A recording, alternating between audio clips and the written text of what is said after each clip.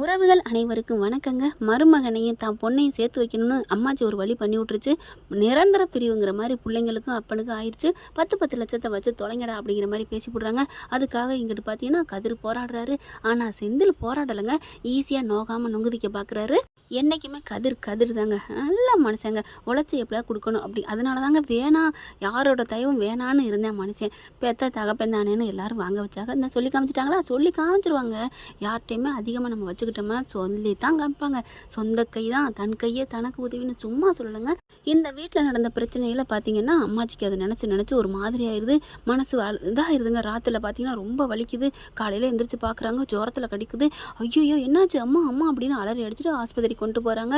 போயிட்டு செக்அப் பண்ணுறாங்க. அவங்களுக்கு மன அழுத்தம் இருக்குது அப்படின்னு சொல்கிறாங்க. அம்மாச்சி அப்படின்னு அந்த புள்ள அழுகுதுங்க. யார்? அரசி அழுகுது. நான் எனக்கு போகிறதுக்குள்ளே என் ஆசையெல்லாம் நடக்காது போல இருக்கே. பிள்ளையும் மருமகளையும் சேர்த்து வச்சிருவோன்னு பார்த்தேன். மருமையும் கோச்சுக்கிறாரு. இங்கிட்டு மக ஒரு ஒக்கட்டு கோச்சுக்குது. இங்கிட்டு பேர பிள்ளையில சேர்த்து வைக்கலான்னு பார்த்தா அம்மாச்சி அம்மா அப்பா எல்லோரும் வர்றாங்க அப்படிங்கல எல்லாம் வந்துடுதுங்க. என்னாச்சு ஏதாச்சு அப்படின்னு சொல்லி எல்லாம் பேசிக்கிட்டு இருக்காங்க. எனக்கு ஒன்றும் இல்லைம்மா, நான் நல்லா தாம்மா இருக்கேன், ஒன்றும் இல்லை அப்படிங்கிறாங்க. ஏம்மா இதெல்லாம் நினச்சிட்டு இருக்கா அத்தை, ஏத்த அப்படிலாம் நினைக்கிறீங்க அப்படின்னு ஆளாளுக்கு அட்வைஸ் பண்ணுறாங்க. அடுத்து மீனாவும் வந்துட்டு அம்மாச்சிக்கிட்ட இப்படி துணைக்கி நிற்கிதுங்க. போயிட்டு மருந்து வாங்குறதுன்னா மாத்திரை வாங்குறதுன்னா நர்ஸு வருது. என்னக்கா நல்லா இருக்கீங்களா அப்படிங்கல மீனாவை பார்த்து கேட்குறாங்க எல்லாரும். என்ன உன்னை பார்த்து கேட்குது, நீ முன்னாடியே வந்திருக்கியா இந்த ஆஸ்பத்திரிக்கு அப்படிங்கல. இல்லை நான் அது அப்படிங்கல. அப்புறம் அவங்க நல்லா இருக்காங்களா, அவங்க பேர் கூட தங்கமயில் நல்லா இருக்காங்களா அவங்களுக்கு? இப்போ அவங்க பாவங்க ரொம்ப வீக்காக இருக்காங்க. அவங்க இல்லைன்னா வயிற்றுல இருக்க குழந்தைக்கு ஏதாவது ஆயிரம் பார்த்துருந்துக்காங்க அப்படி இப்படின்னு பிட்ட போட்டு போகுதா.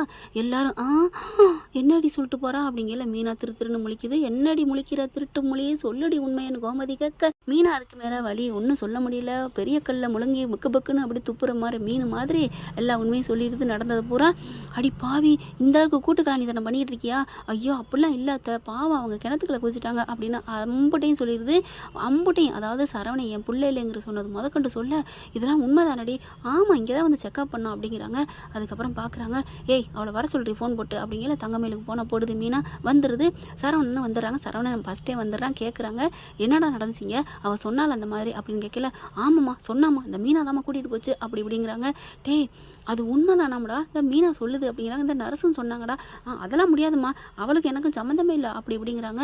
அதுக்கப்புறம் வேணா டிஎன்ஏ டெஸ்ட் பார்க்கலாமே அப்படிங்கிறாங்க. ஐயோ என் பிள்ளை இல்லைன்னு சொன்னதுக்கே அந்த அக்கா ரொம்ப ஃபீல் பண்ணுச்சு. அந்த அக்கா பார்த்தா அப்படிலாம் இல்லை அத்தை, பொய் புழுகுனாங்க, அந்த மாதிரி புழுகு முட்டை அப்படிங்கிற வேணா நான் நம்பலாம். ஆனால் அவங்க ஒழுக்கத்தை பொறுத்த வரைக்கும் அவங்க நல்லவங்க, நம்ம வீட்டில் இருக்கிற வரைக்கும் பம்பரமாக வேலை பார்த்தாங்க அத்தை. ப்ளீஸ் அத்தை, என்னடி ஓவராக பேசுகிற, அதெல்லாம் இல்லை அத்தை உங்களுக்கே தெரியாதா அப்படிங்கிறாங்க. சரி அவன் வரட்டும் அப்படிங்கிறாங்க. சரவணன் அப்படின்னு நின்றுக்கிட்டு இருக்கான். தங்கமயில் வந்துடுது. வேகமாக ஓடி வருது. அம்மாச்சி என்னாச்சு அப்படின்ட்டு. பரவாயில்லடி எனக்கு நல்லா தாண்டி இருக்குது அப்படிங்கிறாங்க.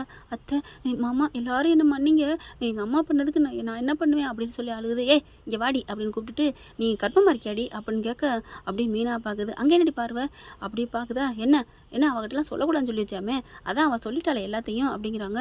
அவள் ஒன்றும் சொல்லலை, நர்ஸு தான் சொன்னான். ஆனால் அதுக்கப்புறம் நீ சொன்னதை சொல்லிட்டா, ஏன் எங்கள்கிட்டலாம் சொல்லக்கூடாதா என்ன? இல்லை அத்தை சொல்லணும் தான் அத்தை வந்தோம். அதுக்குள்ளே சண்டை வந்துருச்சு விட்டுட்டேன். அப்போ அப்படியே இருந்துருவியா அப்படின்னு கேட்க, அது எங்கள் வீட்டு வாரிசு, உன் வயிற்றுல வளர்றது அப்படிங்கிற. சரவணன் பார்க்குறாரு. என்ன அம்மா இப்படி நம்புதே அப்படின்ட்டு. நீங்கள் நம்புறீங்க அத்தை, ஆனால் மாமா அப்படிங்கிறாங்களே.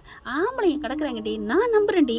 அம்மா அதெல்லாம் முடியாது அப்படின்னு சரவணன் சொல்கிறாரு. என்னடா முடியாதுங்கிற, அவள் நம்ம வீட்டு வாரிசை சுமந்துட்டு இருக்காடா, உன் பிள்ளைய சுமக்கிறாடா, அவ்வளோ ஈஸியாக அவளை நம்ம விட்டுற முடியாதுடா, அது நம்ம வாரிசுடா அப்படிங்கிறாங்க. அதெல்லாம் முடியாதுமா, அவள் பண்ணது கொஞ்சம் நஞ்சம் இல்லை, என்னால் மறக்க முடியாது அப்படின்னு சொல்லிட்டு நீங்கள் வேணா ஏற்றுக்கங்க, ஆனால் இந்த ஜென்மத்தில் அவள் எனக்கு வேணாம், நீ அவளை வீட்டுக்கு கூட்டு வந்தீங்க அவ்வளோதான், நடக்கிறதே வேறு அப்படின்னு சொல்லிட்டு அங்கேருந்து சரவணன் கிளம்பிடுறாரு. மாமா அத்தை விடுங்க அத்தை, அவர் என்னைக்கு என்னை ஏற்றுக்கணும்னு தோணுதோ அன்னைக்கு நான் வர்றேன், என்னை மன்னிச்சிருங்க அத்தை, மாமாவை நீங்கள் தொந்தரவு பண்ண வேணாம், பாவம் அவர், என்னால் அவர் ரொம்ப நொந்து போயிட்டார், கஷ்டப்பட்டார் அத்தை அப்படின்னு அழுகுறாங்க. அப்படியே கோமதி கட்டிக்கிறதுங்க. நம்ம மருமகன் தங்க மயில் தங்கமாக மாசமாக இருக்கான்னு சொல்லிட்டு அப்படியே கட்டி பிடிச்சிக்கிறாங்க. அப்படியே மீனா பார்க்குது. நீ கவலைப்படாதக்கா, நீ பொறுமையாக இருக்கா, பொறுமையாக இருந்தால் உனக்கு நல்லது நினைக்கும். ஆனால் உன்னையே மட்டும் சொல்கிறேன், உங்கள் அம்மா பேச்சை மட்டும் கேட்காதியக்கா, அவங்க பேச்சை கேட்டு தான் இப்போ நீங்கள் நடுத்திருந்து வந்திருக்கீங்க. அத்தை உங்களை கொஞ்சமாக மனசுக்குள்ளே இருந்துச்சான், எப்போ கேஸ் கொடுத்தீங்களோ அப்போ தான் உங்களை வெறுக்க ஆரம்பித்தாங்க தெரியுமா அப்படிங்கிற. அத்தை நிஜமா அத்தை, ஆமாடி அப்படிங்கிறாங்க. என்னை மன்னிச்சிருங்க அத்தை அப்படிங்கிறாங்க. நீ இரு, என் பிள்ளைய மனசை மாற்ற வேண்டிய ஏன் பொறுப்பு அப்படிங்கிறாங்க. பரவாயில்ல, கோமதியை பொறுத்த வரைக்கும் நல்லா தான் மாறிட்டாங்க. அதுக்கப்புறம் அம்மாச்சி வந்துட்டு வாடி என் புள்ள என் பேரம்பட்டு புள்ளைய நீ வயித்துல சுமக்கிறியாடி அப்படின்னு தங்கமயில அப்படியே நெத்தி வாடுறாங்க. நீ தைரியமாக போடி நாங்கள் பார்த்துக்குறோம் அப்படின்னு சொல்லி அனுப்பி வைக்கிறாங்க.